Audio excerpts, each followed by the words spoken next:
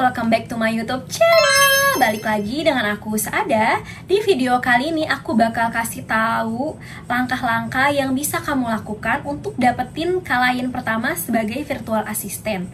Meskipun kamu belum punya pengalaman kerja sebagai virtual assistant. Nah, yang pertama itu kita bisa mulai dari skill yang kita punya. Nah, kamu nggak perlu belajar semua skill, kamu bisa mulai atau fokus dulu sama 1-2 skill yang kamu kuasai saat ini.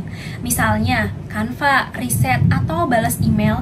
Dari situ kamu udah bisa branding diri. Yang kedua itu ada bikin portofolio mini.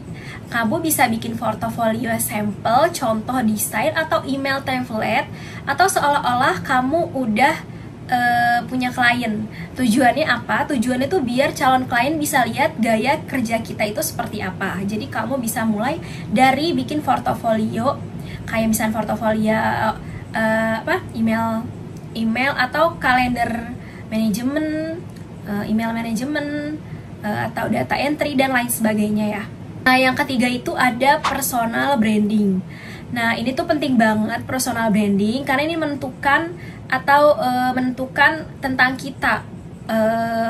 Gimana klien melihat kita seperti apa, ini tuh bisa menarik klien ya guys. Kita bisa mulai dari menggunakan Instagram, TikTok, LinkedIn buat share konten seputar skill apa yang kita miliki saat ini. Misalnya tips bikin konten, atau caption, atau riset, audience, atau behind the scene kerja kita sebagai VA itu seperti apa. Nah, ini namanya personal branding, dimulai dari sosmed yang kita miliki. Nah, yang keempat itu join platform freelance atau komunitas VA. Nah, kalian bisa daftar atau gabung di Upwork, Fiverr, atau Seribulancer, dan atau juga kalian bisa gabung di komunitas Facebook, Telegram, Discord. Banyak klien yang posting lowongan di sana. Biasanya kalian bisa mulai dari sana. Dan yang kelima itu tawarkan jasa ke temen atau UMKM lokal. Jadi kita bisa mulai dari teman terdekat. Misalkan kita bikin broadcast, kirim pesan ke 5 orang terdekat kita. Kita ngasih tahu kalau sekarang tuh kita jadi virtual assistant.